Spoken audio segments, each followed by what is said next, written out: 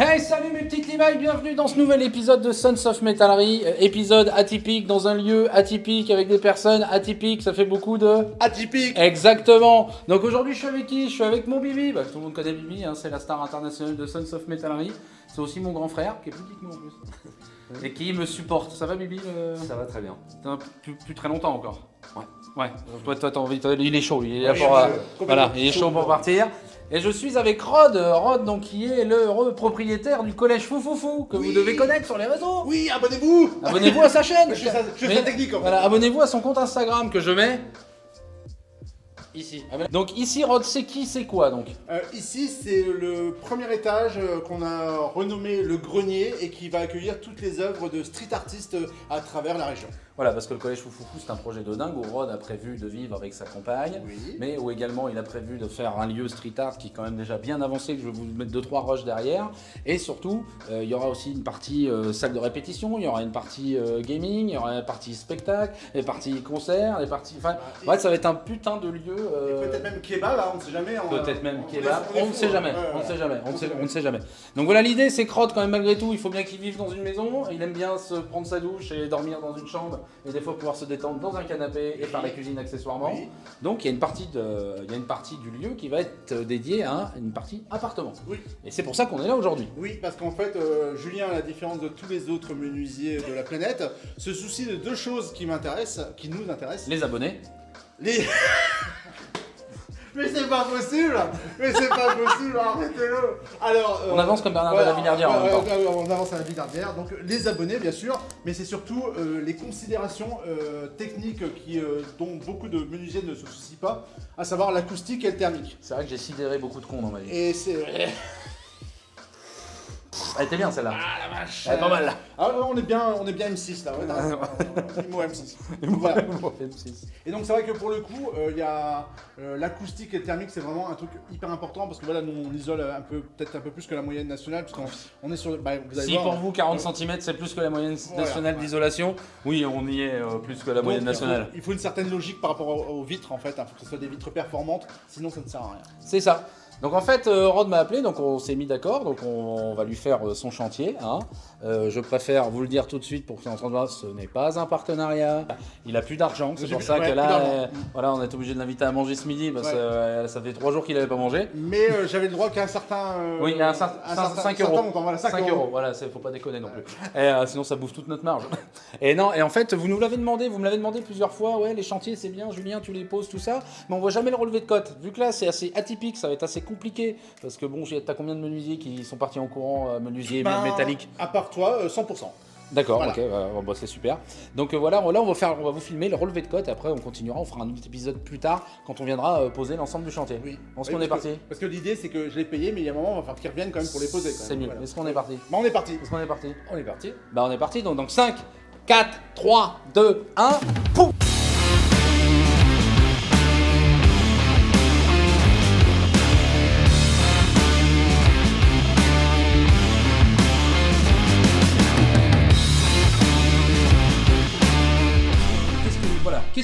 Qu'est-ce que quoi? Alors qu'est-ce que tu m'as appelé? Voilà. Chez moi. Voilà. J'habite chez une copine. Voilà, c'est exactement ça.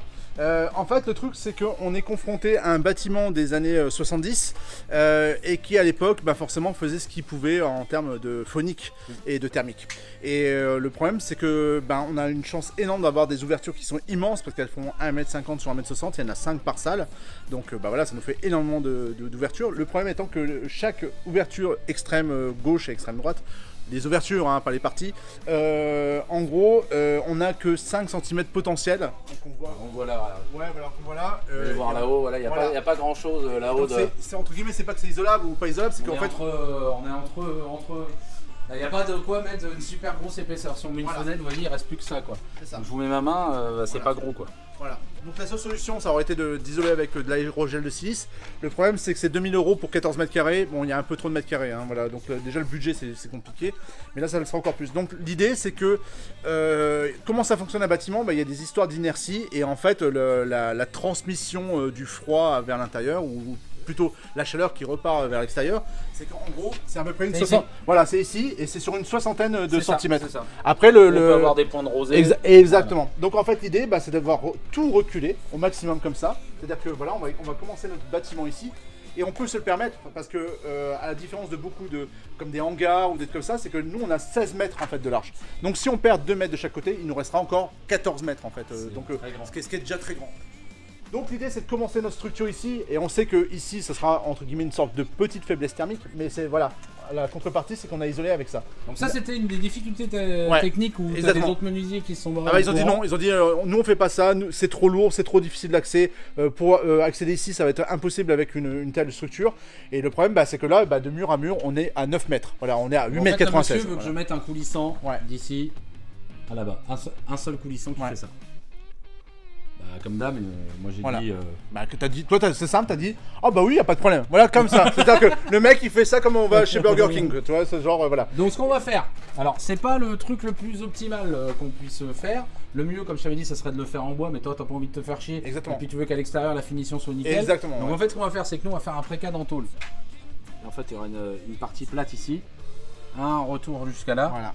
Une partie de retour dans laquelle on va venir se fixer. Alors effectivement, là vous avez raison, il y aura une petite conduction thermique légère, parce que le cadre n'est pas à rupture de pont thermique, mais ça sera toujours plus le Pérou que de se fixer là. Exactement. Donc en fait, en gros, nous on va rhabiller toute cette partie là, en tôle acier thermolaqué avec leur tour, et à partir de là, on part avec notre baie et on fait pareil là-bas, on fait pareil là-haut. Là-haut, on redescend une tôle pour tout prendre l'épaisseur et venir se fixer. En fait, on fait un précade partout et on fait aussi un précade en bas parce que le monsieur a un isolant en bas. Qu'est-ce que tu mets en bas? Alors en bas, c'est parti pour être le même isolant que ce qu'on a au plafond et au mur, à savoir c'est de la laine de coton, c'est du jean recyclé en fait. Parce que c'est l'idée de... C'est ça.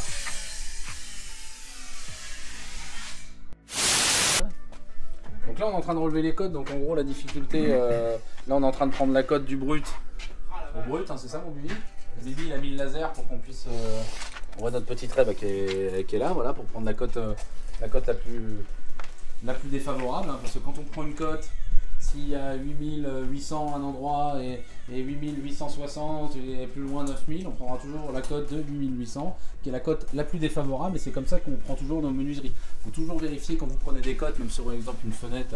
Comme ça, vous prenez une largeur en haut, vous prenez une largeur en bas, vous prenez une largeur au milieu. Jamais faire. Le piège, en fait, c'est toujours de prendre qu'à un seul endroit. Souvent, quand on fait de la réno, c'est le problème des jeunes commerciaux ou jeunes conducteurs travaux. Ils prennent une cote comme ça, ils prennent une cote en hauteur, et puis basta, bisous. Bon, c'est vrai que dans la majorité des cas, c'est bon. Bon, avec tout le respect que j'ai pour mes amis maçons, des fois, il y a des petits. Voilà, c'est pas forcément des petites. Voilà. Exemple, un poteau, il faut savoir qu'un poteau, ça peut faire ça. Quand ça a été coulé. Donc il suffit que tu prends ta cote en bas, tu as 8 mm de moins, t'enlèves pas assez de jeu, ta fenêtre elle passe pas. Et surtout, important aussi, quand vous faites la relevée de ça, vous prenez vos diagonales. Parce que ça peut être, la cote peut toujours bien être la même comme ça et toujours bien être la même comme ça. Mais si ta fenêtre elle est un peu en gros, si ton truc il est un peu comme ça, tu peux avoir tes deux poteaux qui sont comme ça en biais. Et vu que ta fenêtre elle va bien être carrée, va plus rentrer dans le, coup. Donc c'est important de prendre les diagonales. La diagonale, ça permet de vérifier ton écart. C'est-à-dire quand tu vas prendre ta cote de là à là et de là à là, s'il y a 1 ou 2 mm près c'est la même, ça veut dire que ta fenêtre elle est d'écart. Si tu as une différence, ça veut dire que ta fenêtre elle n'est pas d'écart. Donc voilà, ça c'est toujours des choses importantes qu'il faut faire. Et quand vous relevez des fenêtres, pareil, toujours prendre la hauteur d'allège finie, le sol fini. La hauteur d'allège, c'est pour savoir, pour pouvoir déterminer, bon là c'est pas le cas, il n'y a pas de poignée, mais pour pouvoir déterminer la hauteur de la poignée, parce que c'est quand même conventionné. Tu fais pas attention à un truc comme ça, tu commandes ta fenêtre, le fabricant de fenêtre il va te mettre la poignée au milieu. S'il suffit que la personne fasse du basket comme Rod et a failli jouer en NBA, il a juste pas joué en NBA parce qu'il s'est fait les croisés, c'est ça? Je suis plus grand qu'un hamster. Hein, bah là, Rod, exemple, si la fenêtre il peut pas ouvrir sa fenêtre. Bah ouais, parce que on est obligé de lui vendre un escabeau. Voilà. Vente additionnelle. Voilà.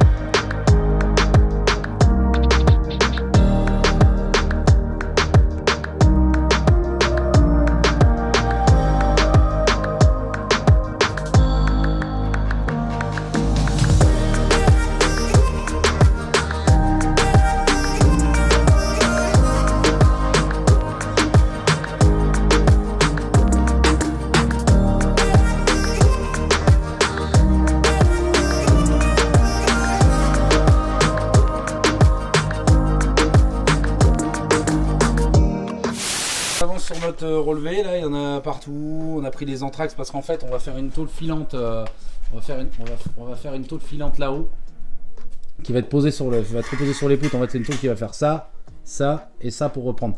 Donc en fait on a pris tous les anthrax de poutres pour pouvoir prépercer la tôle pour qu'on arrive que les trous soient en face des poutres.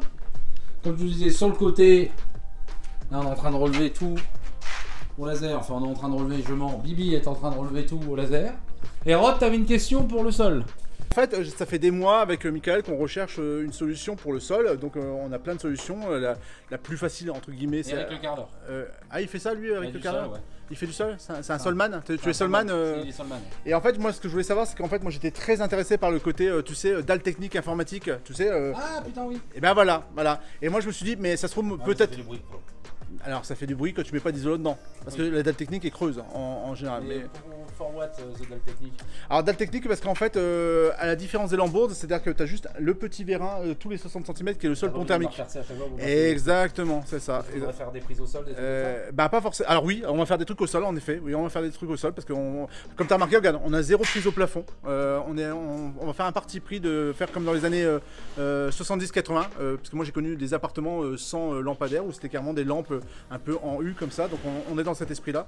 Et parce qu'on a un séjour très grand, ça veut dire qu'il faut qu'on ait quelque chose de très solide au sol. Le problème des lambourdes, même si tu les vises bien ainsi de suite, ça reste quand même un peu trampolino.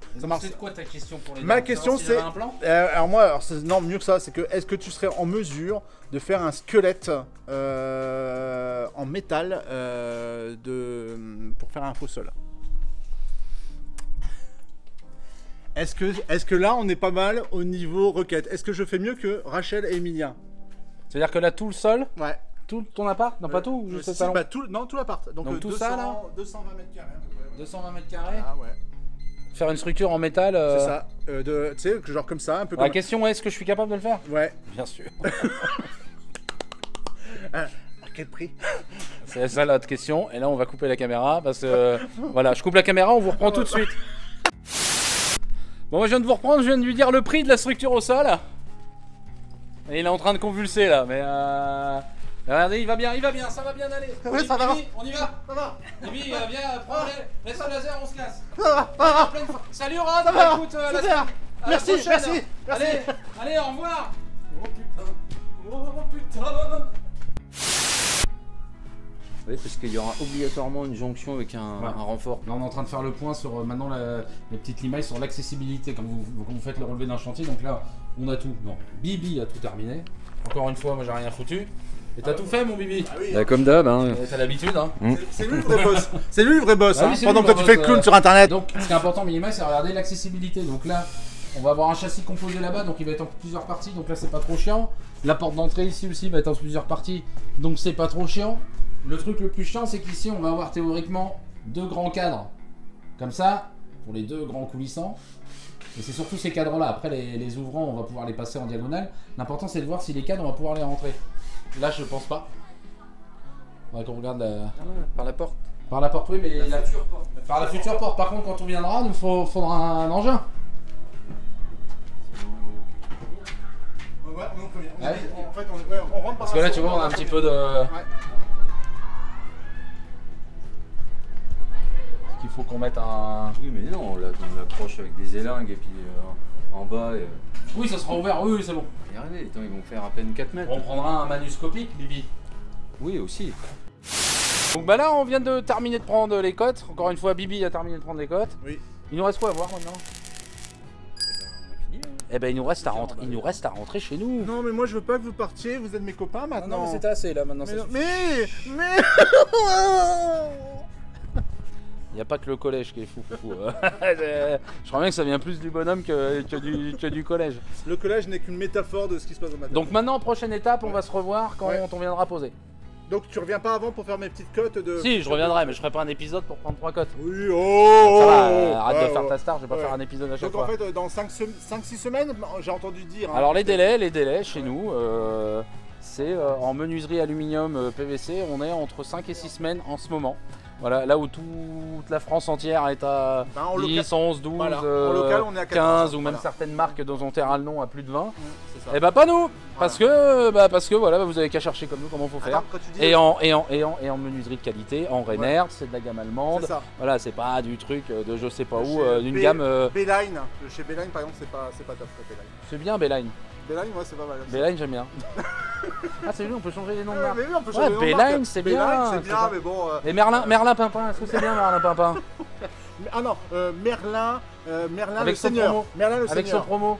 Oui, avec Sopromo. Les isolants Sopromo et Merlin Pimpin, ça va ça? C'est très bien ça. Super, top. Super, voilà, bon, mes petites limailles. C'était super, il est trop bien. Je vous conseille de vider votre compte en banque chez lui parce que ça vaut vraiment le coup. Bah là, écoutez, ça c'est super important.